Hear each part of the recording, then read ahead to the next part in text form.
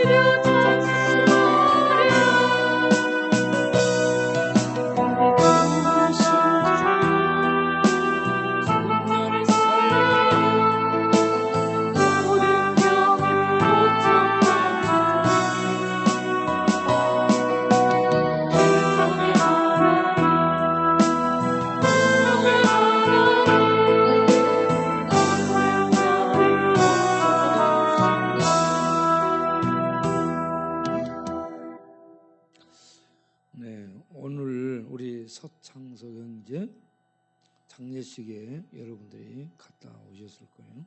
서창석은 제가 사천성, 오천성이라고 별명을 불렀던 친구인데, 어느 순간부터 이 친구가 폐암이 왔고, 폐가 아프게 돼서 가서 보니까 폐암이 판명이 됐고, 그리고 말기암으로 고칠 수 없는 상태가 된 거야. 그렇게 해서 교회 나온 지 한 4, 5년 이상 갔어요. 그렇게 하다가 아프다가 아픔 중에 얼마 전에 이렇게 세상을 떠나갔죠. 우리 쪽방촌에 있던 최선암 형제, 거기도 금년 1월 달인가 이렇게 우리 곁을 떠나갔죠. 다리 밑에 살던 최봉환이, 그 친구도 다리 밑에 늘 이렇게 있다가 우리 곁을 떠나갔어요. 최봉환 형제의 문제는 왜 나와서 이렇게 있는가 내가 물어보니까 간질이 있어서, 간질이 어렸을 때부터 간질이 판명이 된 거예요. 그래서 간질을 고치기 위해서 미국을 갔었대요. 미국을 가서 고쳐보려고 했는데 못 고치게 됐다는 거예요. 그러니까 속에 포기가 왔잖아요. 미국까지 갔는데 고쳐보려고 갔는데 거기에 가서도 고칠 수 없다라고 의사의 판명을 받게 되니 속에 어떤 마음이 들겠어요? 포기가 왔잖아. 낙심이 왔잖아. 그리고 절망이 됐을 거 아니에요. 그러니까 밖에 나와서 술 마시고 나는 고칠 수 없어. 마음이 낭망하게 되고 인생의 꿈이 무너지게 됐고 자기가 세상 안에 갇힌 것처럼 거기에 갇혀서 꼼짝 못하는 그런 상황을 스스로 느끼게 된 거죠. 그러면 마음이 낙심, 인생의 꿈이 무너지게 되고 그러면 삶이 완전히 삶이 완전히 포기 상태가 되는데 그런데 영원히 낙심한다고 얘기하잖아요.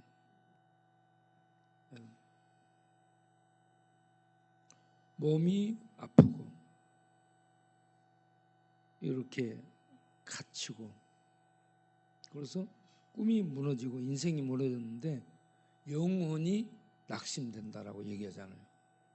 우리 인간의 중심이 영혼인데 몸이 아프고 꿈이 무너지고 그 아픈 상황이 계속되면 영혼이 속에서 낭망합니다.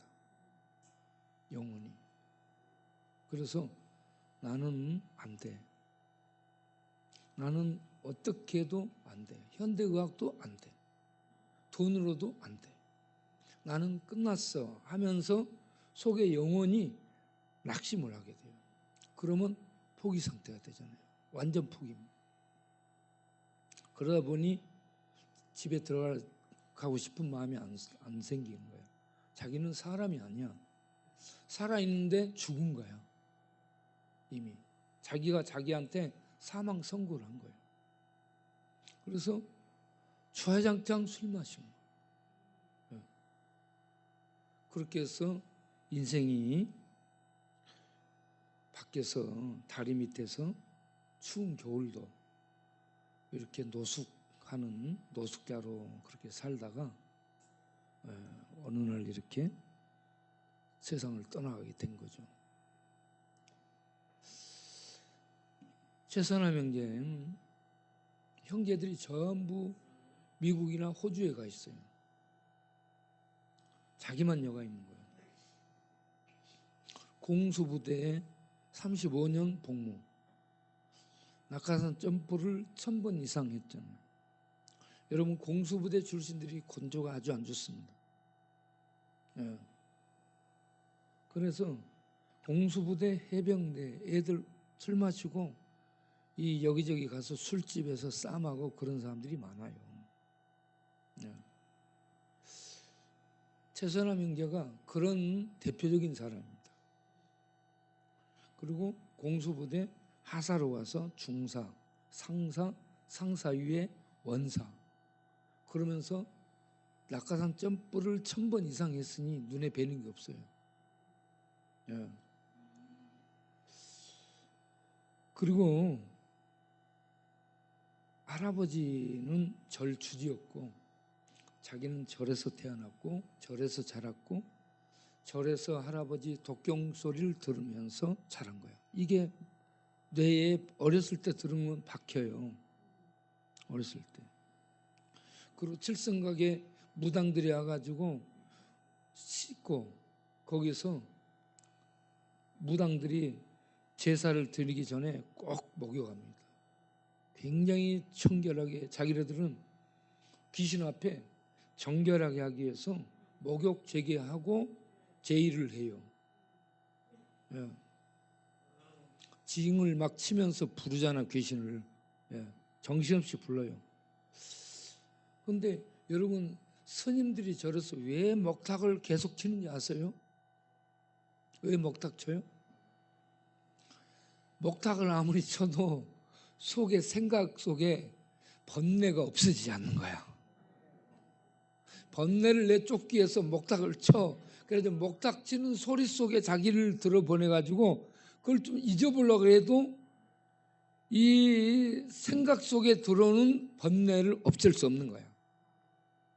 그 목탁으로 아무리 때려도 생각을 통해 들어오는 번뇌가 없어지지 않는 거예요. 여러분 여기 앉아 있어서 지금 잡생각하고 있잖아. 스님들도 목탁 치고 있는데도 그 소리가 들려. 그 생각이 나고 그러니까 막 깨지도록 때려.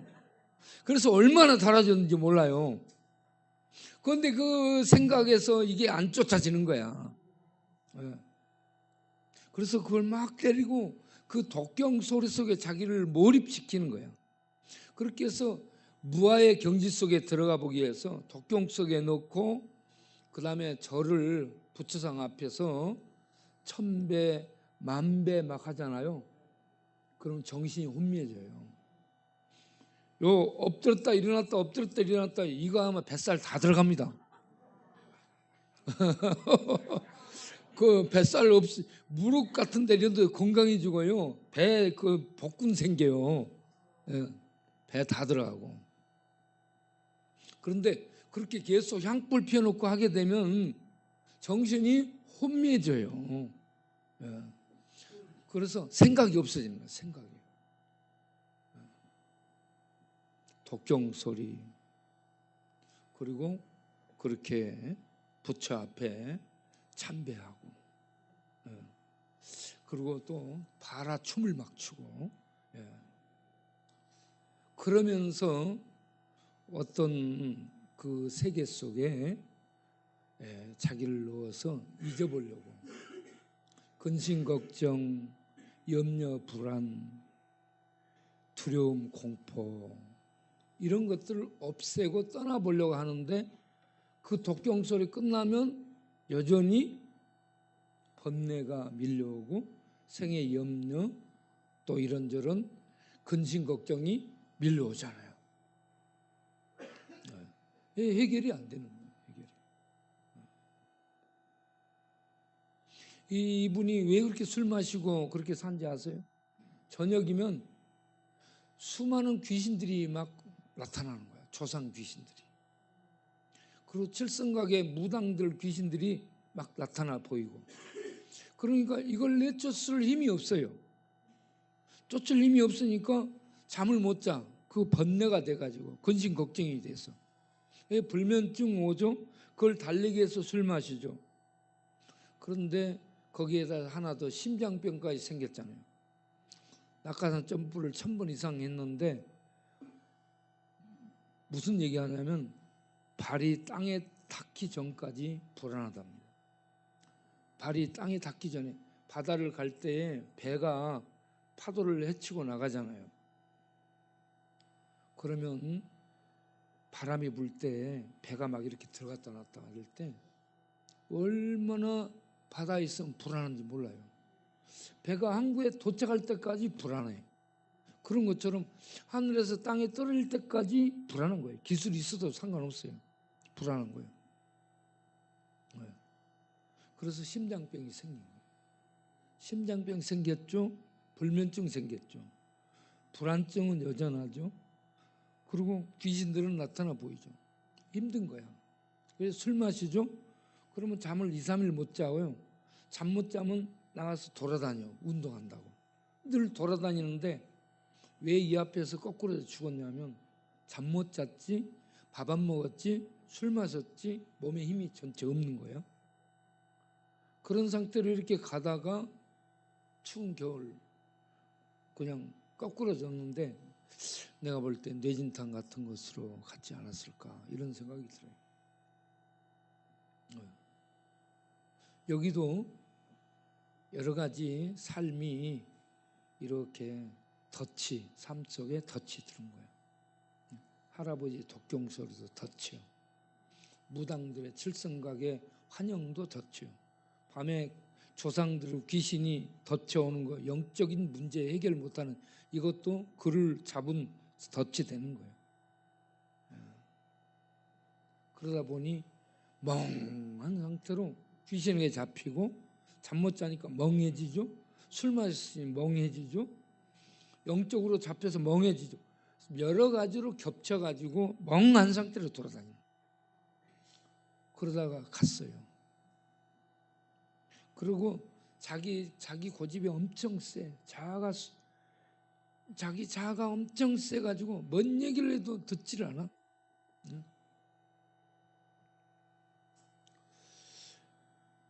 우리 여기 쉼터에 들은 형제 중에 한 명 있죠.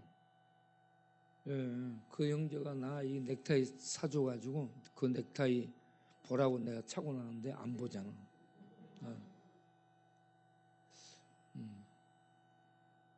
이 친구가 경기도에서 살았어요.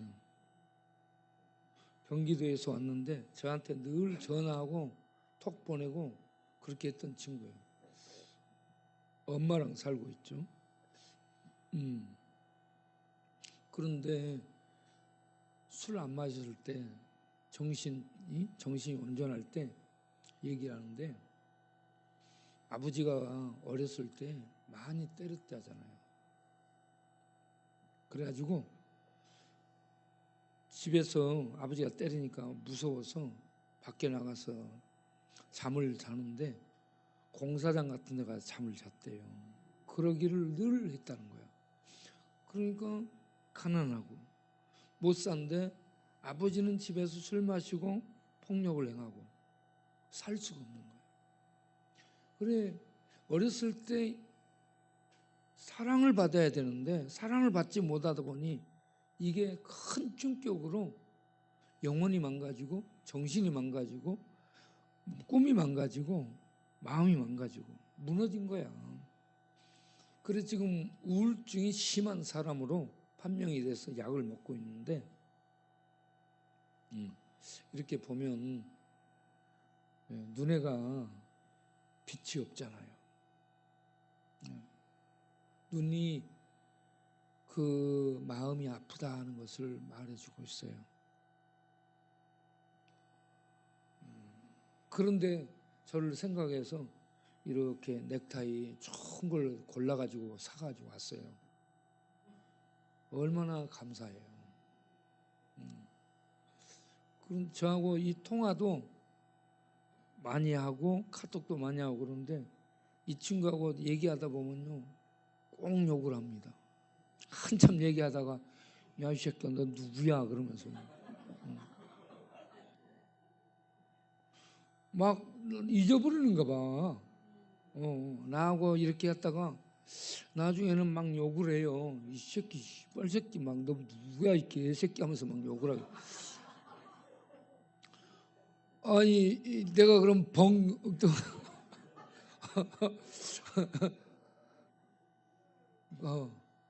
아우 나는 그렇게 해가지고 여러 번 수차례 그런 욕을 먹고 이거 말도 안 되는 얘기들을 무지 막 해요.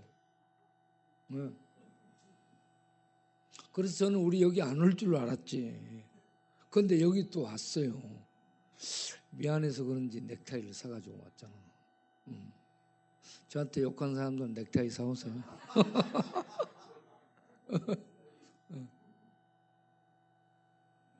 자, 이렇게 아픈 사람들, 새가 그물에 걸린 것처럼 채봉한, 간질, 최선암, 불면증, 우울증, 그리고 이 영적 공격 이런 것들이 몇 중으로 힘들게 됐고 이 친구 우울증 이런 것으로 어렸을 때부터 새가 그물에 걸린 것처럼 이렇게 삶이 갇히고 잡히고 묶이고 무너져 버립니다.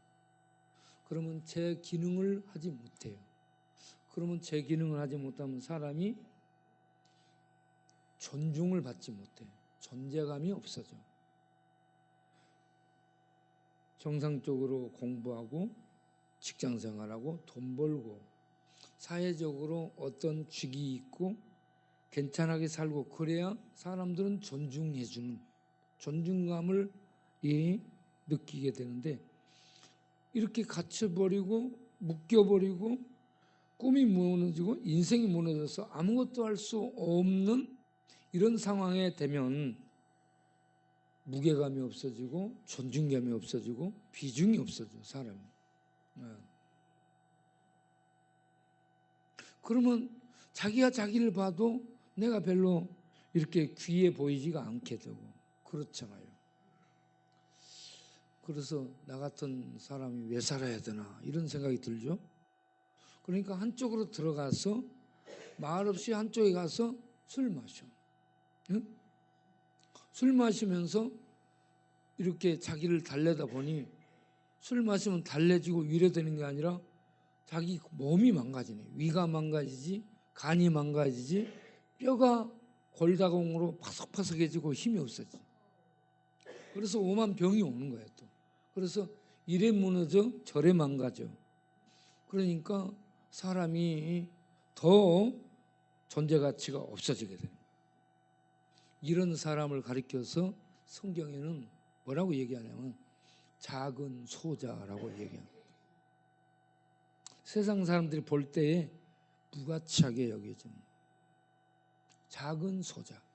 구약에서는 작은 소자의 대표적인 사람으로 과부, 고아를 들고 있습니다. 신약에서 이제 이렇게 힘이 없는 사람들, 존재감이 없는 사람들,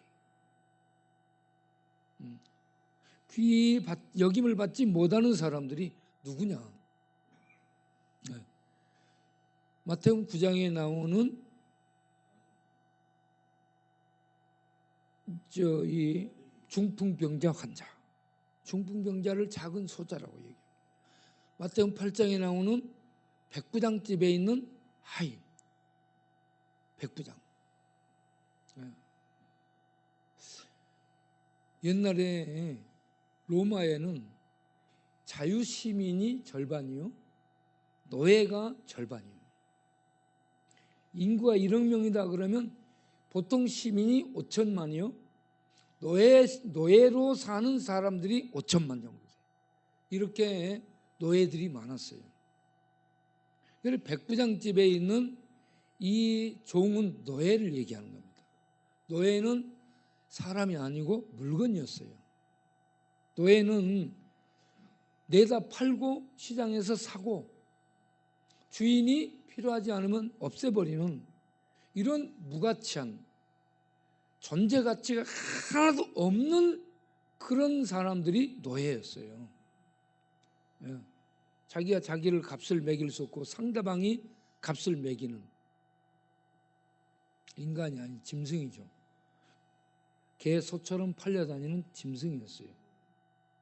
이러한 노예의 종을 백부장이라는 그 당시에 고급 장교입니다.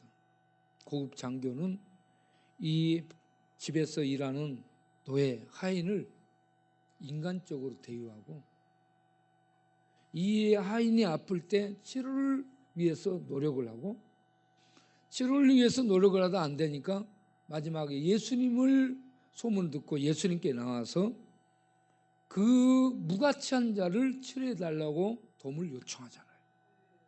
예수님이 뭐라고 얘기하냐? 이스라엘 중에서 이만한 믿음을 못 봤다라고 얘기합니다.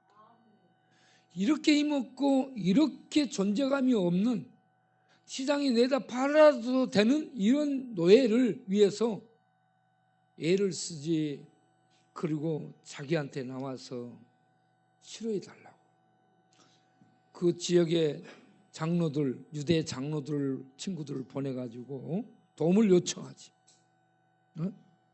또 중간에 간다니까 다른 친구들을 보내가지고 오시지 마시고 말씀만 하십시오. 말씀만 하셔도 이 식구가 낫겠습니다. 이렇게 존재감이 없는 그런 사람에게 로마의 고급 장교가 거기에 주둔하고 갔으면요, 굉장히 백그라운드가 있는 사람이 거기에 가는 거예요. 그때 당시에. 그러면 자기 집에 있는 이 노예, 로마의 절반이 노예니까 이거 막 시장에 내다 팔고 하는 이런 이 짐승 같은 존재, 아프면 버리고 건강한 노예로 교체하면 돼. 그런데 그 아픈 노예를 위해서 이렇게 저렇게 치료하기 위해서 애를 쓰는 이런 자세가 얼마나 귀합니까? 그렇죠?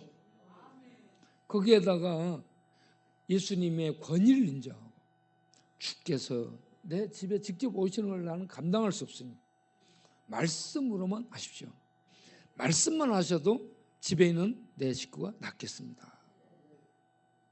이런 믿음의 고백을 듣게 되자 이스라엘 백성 중에 그렇게 성경 읽고 그렇게 율법 가르치고 그렇게 성전 제사 드리는 유대 이스라엘 백성 중에 이만한 믿음을 내가 만나보지 못했다 하면서 내 믿음대로 될지어다라고 축복을 하잖아요. 그러니까 그 집의 아인이 그 시로 나았다 하는 거예요. 여러분, 이렇게 그 시대 당시에 유대인들이 무시했던 사람들이 세리와 창기는 죄인이에요. 문둥병자는 언약의 저주 가운데 떨어졌어요. 사마리아 사람들은 혼혈족이야. 네? 혼혈족. 그래서 그들은 순종이 아니기 때문에 가치가 떨어지는 거예요. 상종을 안 하는 거죠. 거기에다 이방 사람들은, 하나님 믿지 않는 이방 사람들은 돼지 취급을 했어요. 유대인들, 아브라함의 혈통적 후손들만 특별한 선민으로 우월 의식을 가진 거예요. 독일 게르만족들처럼 우월 의식을 가진 거예요. 네?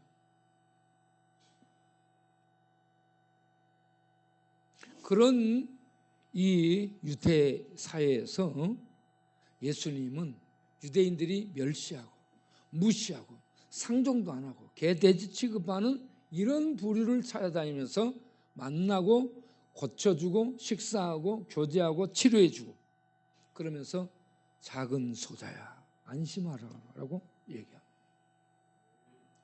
유대인들, 바리새인 서기관들은 이 작은 소자들을 멸시하고 무시하고 천대했습니다. 그들은 상종을 안 했어요. 상종.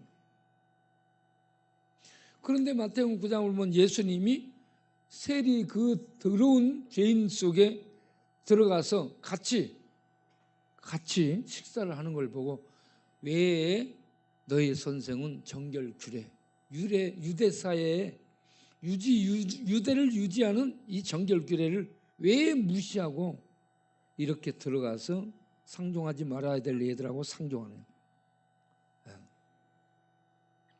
그러면서 시비하고 그랬잖아요. 그때 예수님이 그들에게 한 말씀, 마태복음 9장 13절 보게 되면 그들은 종교 의식에만 열심을 내요. 종교 의식. 그래서 예수님이 이렇게, 하나님은 자비를 원한다. 긍휼은 자비예요. 이런 자들에 대해 자비, 죄인들에게 자비. 너희들 다 너희들 다 죄인이야? 죄인을 하나님이 성전에서 제사를 통해 만나주고 자비를 베푸니까 사는 거예요. 그런 자비를 입은 그들이 자비를 베풀어야 되는데 그들은 자비를 안 베풀어.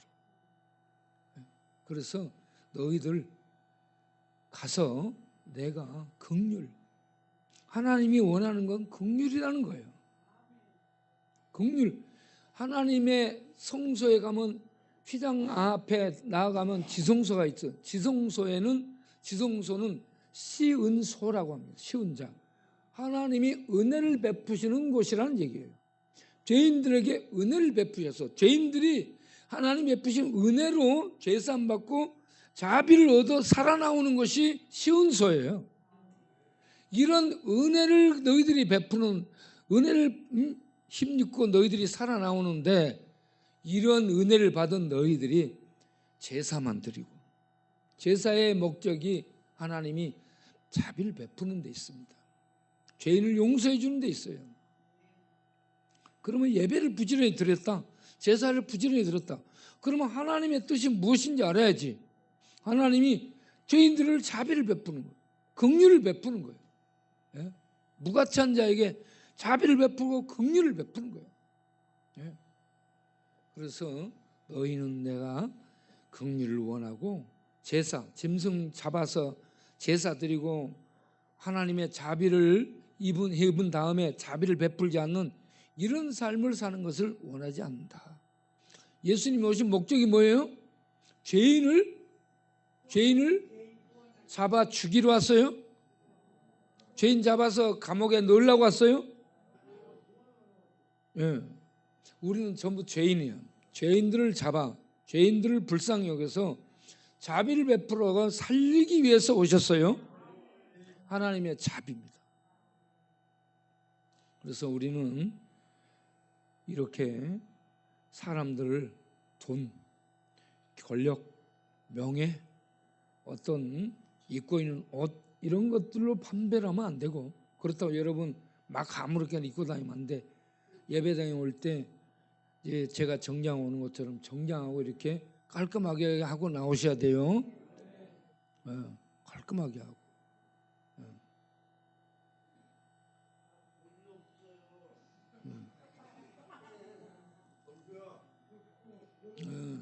그래서 없으면 없는 대로 믿음으로 사는 거야. 있으면 있는 대로 믿음으로 살고 없으면 없는 대로 믿음으로 살고, 삶에 대해서 약간 고달픔만 있지 똑같은 거예요, 삶은.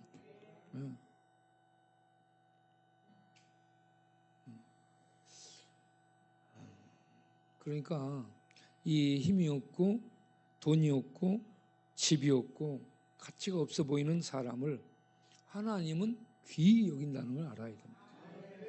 세상 사람들은 자기네들의 세상 판단으로 무가치하게 여기고 멸시하고 무시하고 그러는데, 하나님은 그런 모든 사람들을 귀히 여겨요. 얼마나 귀히 여기느냐? 마태복음 19장 마태복음 19장 10절 18장 10절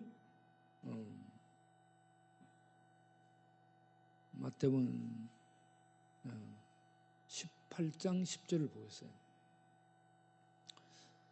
이 작은 자 중에 하나도 어떻게 했어요? 이 작은 자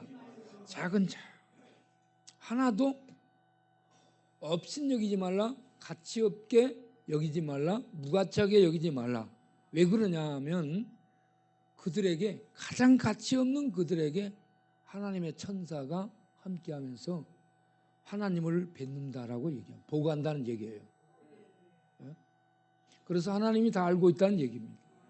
여러분, 누가복음 16장 22절 보면 거지 나사로가 길에서 살다가 아파서 죽어요.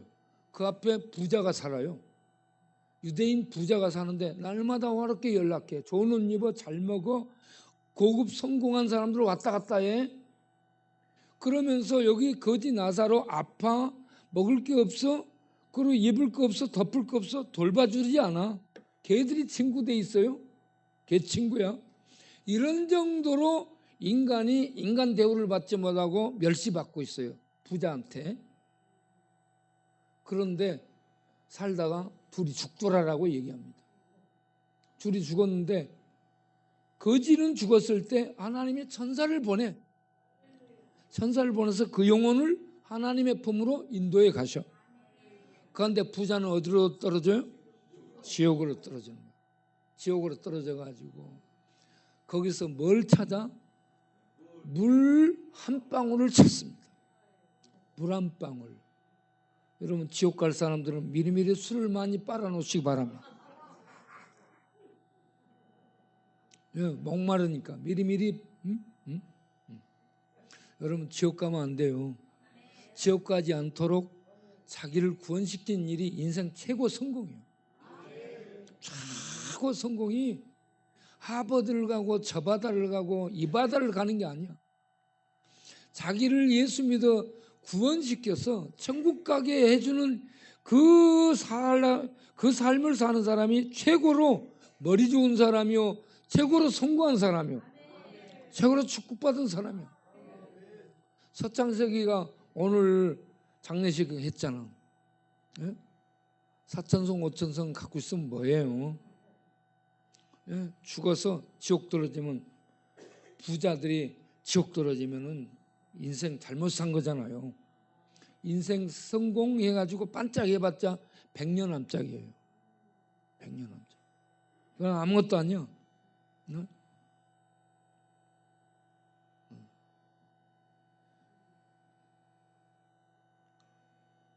그래서 자기의 영혼을 구원시키기 위해서 죽을 때 내가 예수 믿어서 나를 천국으로 내가 하나님의 인도를 받아 가도록 살아야 되겠다.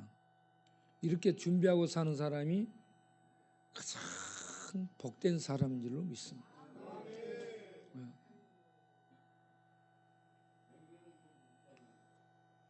아무리 뭐 떵떵거려봤자 100년 정도 사는 거예요.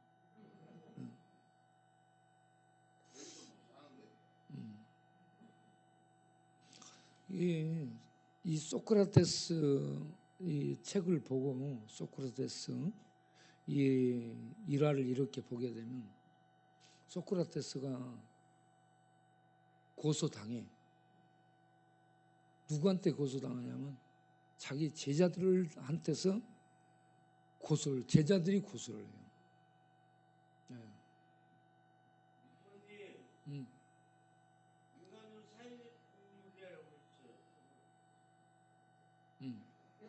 어우, 내가 볼 때는 그 친구가 인간은 술 마시는 동물이라고 얘기한 것 같은데.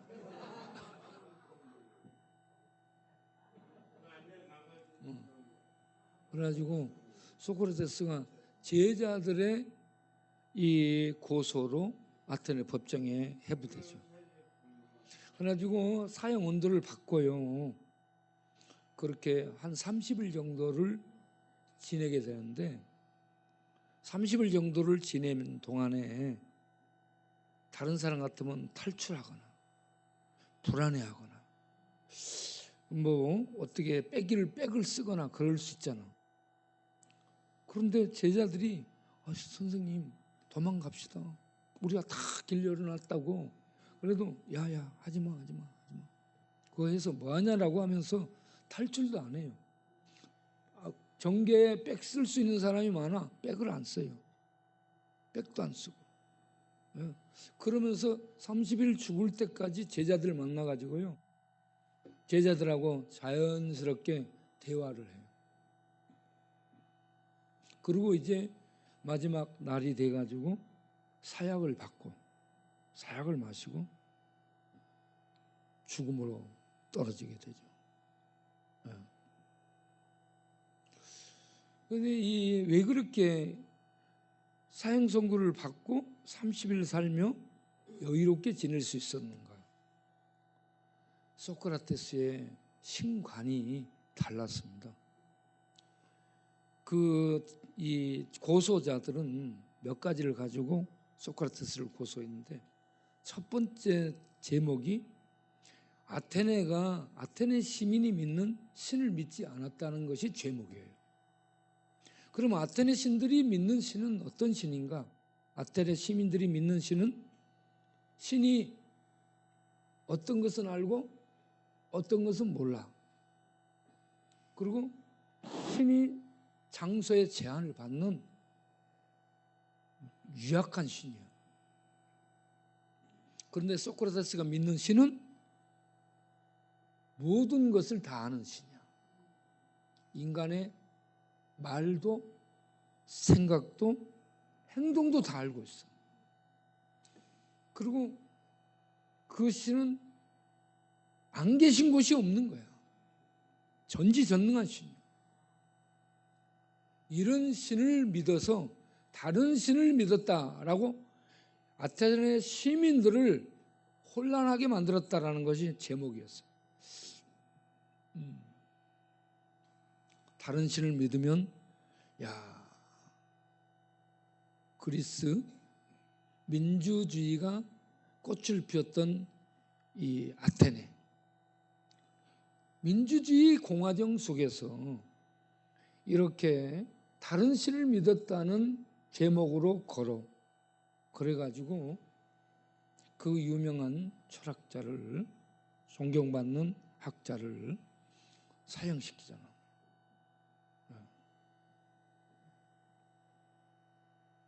그런데 제자들이 스승님 왜 이렇게 도망도 안 가고 그렇게 합니까?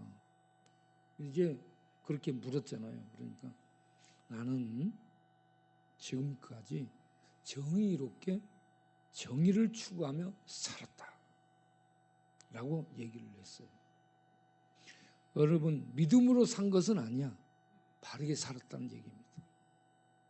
그래서 자기가 죽어도 자기는 신들의 세계에 갈 수 있다고 믿었습니다. 소크라테스는 영혼이 불멸하는 것으로 알았어요. 성경을 알았는지 모르겠는데 굉장히 성경의 하나님을 알고 있고 성경적인 하나님을 이 신관을 갖고 있어요. 그리고 영혼은 불멸하고 육체를 벗어나는 것이 죽음이고, 영혼은 육체를 죽음을 통해 벗어난다, 이렇게 이제 생각하고 있어요. 그래서 자기는 죽음으로 육체를 내가 벗어나겠다라는 이런 생각을 갖고 있었기 때문에 도망갈 생각을 안 했다는 얘기죠. 그런데 플라톤이 399년에 이와 같이 독배를 마시고 죽어요. 이때에 플라톤의 소크라테스 제자가 플라톤인데, 플라톤이 28살이야. 그때 28살 때에 이 소크라테스가 이렇게 죽는 것을 보게 되죠. 그리고 스승의 이 가르침 한 8년 정도 그때 배웠죠. 소크라테스에게 배웠는데, 그 소크라테스의 가르침을 이어서 사람은 영혼과 육체로 되어 있는데, 죽으면 영혼이 육체를 벗어나 이데아의 세계, 신들의 세계를 이데아라고 얘기해요. 본질의 세계, 실제의 세계에 들어가게 된다. 이때 신들의 세계에 들어갈 수 있도록 돕는 게 진리다, 이렇게 얘기를 한 거예요. 그래서 철학은 진리를 추구하는 학문이 됐어요. 그 진리를 추구하는 철학의 사유, 아직도 생각 속에, 그물 속에 걸려 있는데 거기에 대해서 명쾌하게 답을 내준 사람이 사도 요한입니다. 사도 요한이 헬레니즘적인 이 철학적 이 진리, 철학적인 이 진리를 예수라고 분명하게 밝혀주죠. 예수를 통해서 그 신들의 세계, 하나님의 영혼 세계에 들어갈 수 있다 하는 진리를 가르쳐 준 겁니다. 여러분, 예수를 믿어, 진리이신 예수를 믿어서 신의 세계, 영혼의 세계에 들어갈 수 있도록 자기를 준비하고 사는 성공자들 되시기 바랍니다. 기도하겠어요. 하나님 감사합니다. 작은 소자, 힘이 없는 자들, 그물에 걸리고 덫에 갇혀서 존재감이 없어 보이는 작은 자들, 그들을 세상은 무가치하게 여기지만, 유대인들이 무시했지만 하나님은 귀히 여겼고, 하나님은 천사를 보내 그들을 돌보고, 그들이 죽을 때에 그들로 영혼을 받들어 올라가는, 이렇게 하나님이 귀히 여긴다는 것을 알고, 우리도 힘없는 자, 작은 자, 존재감이 없는 자들을 하나님의 눈으로 보고 하나님의 시각으로 보면서 귀히 여기고, 예수님이 귀히 여겼던 것처럼 귀히 여기고, 백부장이 그 집에 있는 식구를 귀히 여겼던 것처럼 예수님이 작은 소자를 세상으로 보면은 참 무가치한 38년 된 병자, 혈루증 여인, 그리고 문둥병자, 중풍병자, 이렇게 귀신 들려 무덤 속에서 울부짖고 사는 무가치한 자들을 귀히 여기고 그들을 치료하시고 인생의 참빛을 비춰주신 것처럼 우리들 무가치하고 우리들 존재감이 없고 우리가 스스로 봐도 별 볼 일 없어 보이는 자들이지만 예수님 믿어 하나님 자녀가 되는 축복을 얻고 하나님이 천사를 보내 함께 해주고 하나님의 성령으로 우리 안에 함께 살아주시며 우리를 귀히 여겨주신다는 것을 알고 우리는 우리를 귀히 여기며 우리 주변의 사람들을 귀히 여기며 그들을 축복해주며 존중해주며 그들을 하나님의 나라로 함께 가는 식구로 여기고 늘 보살피며 사랑을 해주며 축복해주며 사는 우리 모두가 되게 하여 주옵소서. 우리 교회를 통해 참으로 우리 지역 이 세상에 무가치하게 여기는 자들이 다 존중감을 받고 귀히 여김을 받고 다시 살아나고 다시 힘을 얻고 회복되는 그러한 하나님의 축복이 임하도록 우리가 힘없는 자들, 약한 자들, 눌려있고 갇힌 자들을 돌보고 섬기고 예수님처럼 그들을 이끌어주는 그런 귀한 교회가 되도록 우리 먼저 부름받은 우리가 그런 자세, 그런 마음의 자세를 갖고 대할 수 있도록 인도하여 주옵소서. 귀한 헌금 드리오니 받으시고 더 많이 들을 수 있도록 축복하옵소서. 예수님의 이름으로 기도합니다. 아멘. 이제는 우리 주 예수 그리스도의 은혜와 우리 아버지 하나님의 영원하신 사랑과 성령의 진리를 알게 해주시고 진리를 믿어 이 죄 많은 세상에서 구원받고 하나님 나라 백성으로 하나님 나라를 향해 갈 수 있도록 인도하는 성령님의 축복하신가 가르치신가 인도하심 이 밤도 함께 예배를 위해서는 모든 심령들을 위해 영원토록 함께 하시기를 간절히 축원하옵나이다. 아멘.